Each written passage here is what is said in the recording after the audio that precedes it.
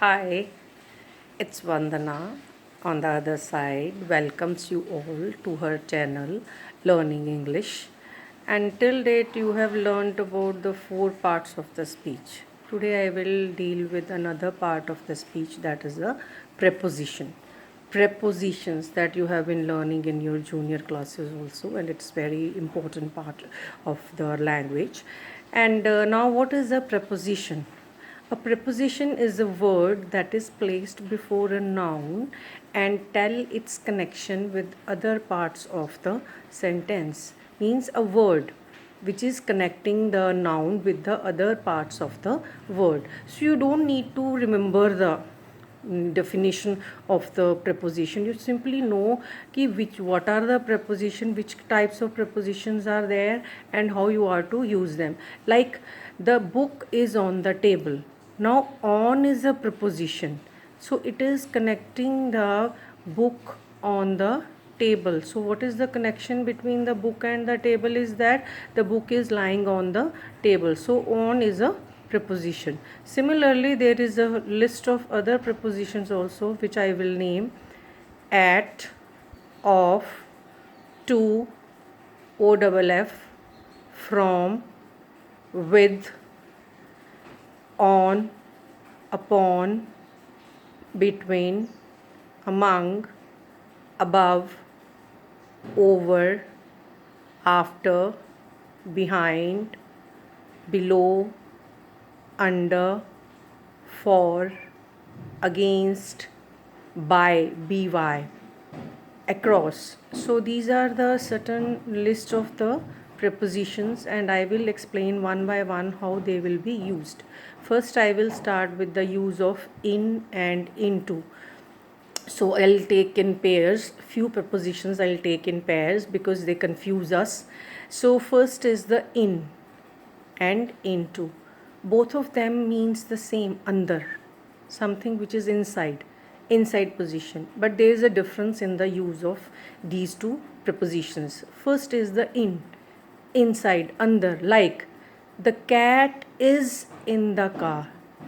Because the cat is inside the position, is already in the car. The cat is in the car. My mother is in the kitchen, inside position. So she's in the kitchen already, she is in the kitchen. My brother is in the office, he is already in the office. So that way it is there. On the contrary, so inside position is also used into, but something which goes from outside to inside, at that time we make use of into.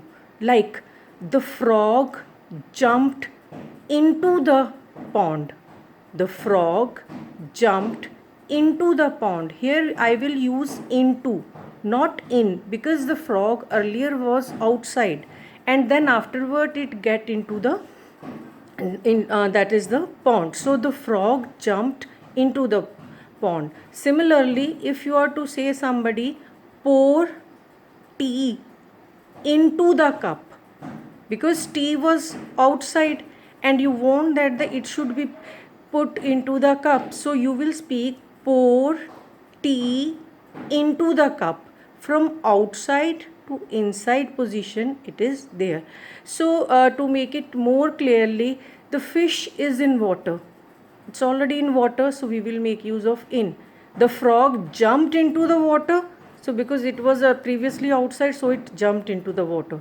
So how you are to make the distinction between the use of in and into, although both of them means the same. Similarly, there is another set of words also, between and among. Both means beach me. So between is always used between two persons. The border between India and Pakistan is clearly demarcated.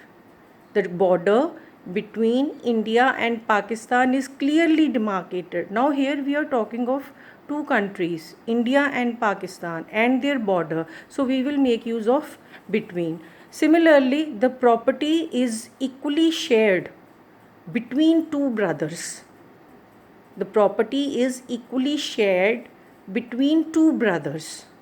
beach mein, two brothers, because it is between two. So between is always used for the two person or two thing, anything, two. It has to be two.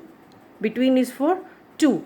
Then among is used for bahut sare, so many people. So I distributed sweets among my classmates on my birthday. I distributed sweets among my classmates on my birthday. Now here so many classmates are there, so you are distributing the sweets. So if you will use between the classmates, then it will be wrong. So it's so many are there, so you will make use of among. So if I want to say he is the best child amongst all the students in the class, or if you want to name the person, Ramesh is the best student amongst all the children in the class. So that way it is there. So how you are to make a distinction? So that is between is for use for two, and among is used for many. Similarly, there is another set of prepositions also, that is above and over. Both of them means the same. Above means upar and over means upar, but bahut upar. Above. How you will use the above? Like the fan is above my head, because it is nearby position. So I will use above. The fan is above my head. The roof is above my head, because it is the just मेरे means इसके ऊपर है. We want to से कि मेरे head के ऊपर है. So that's why I am using the, so what is, it is above my head. Above I am using because it is near by. It's near by. Fan is near to my head, and similarly the roof is near to my head, so I am using above. But over is used for above position also. ऊपर वाली ही बात कर रहा है, but बहुत ऊपर. Like the birds are flying over the sky, because sky is over our head, but it is very far off. So we will make use of over here instead of above. The birds are flying over the sky. Similarly, so the aeroplane is flying over the sky. So that is the difference, कि above is used to depict anything which is ऊपर वाली position, and that too nearby, and over is very far off position. But it is over also. Over is ऊपर ही है, but it is at a very distant place.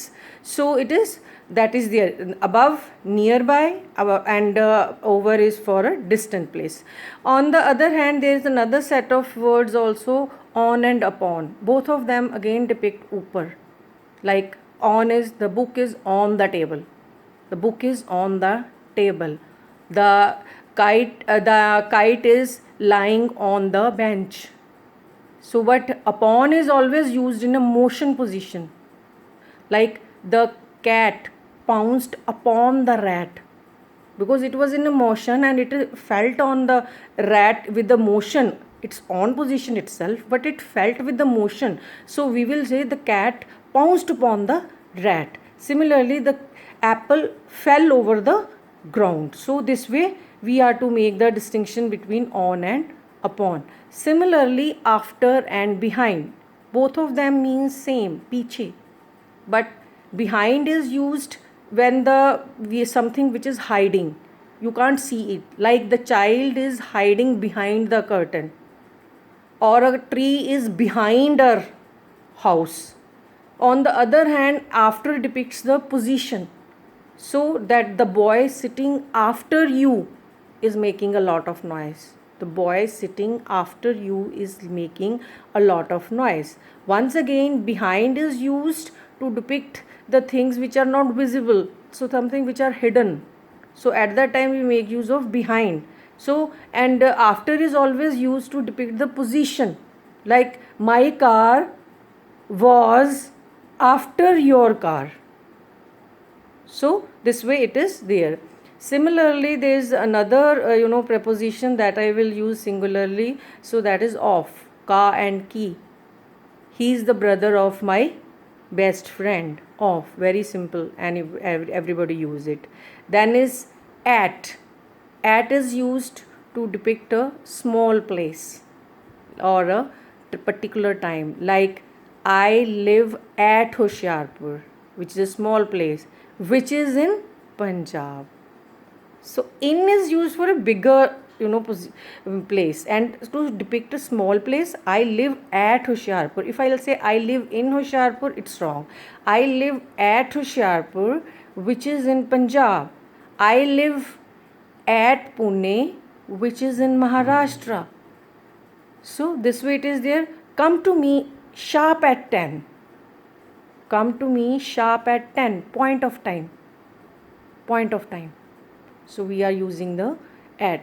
So till date today we have learnt about the use of on and upon, between and among, in and into, above and over, after and behind, of and at. So try to use them and first understand it clearly and then use them in your writings as well as speaking, because that also makes the major difference, although it's a very small thing, but makes a major difference in your speech and communication skills. And I request every friend of mine to kindly subscribe and like the channel, those who have not till date done it, and forward this message to the others friends also. Thank you so much.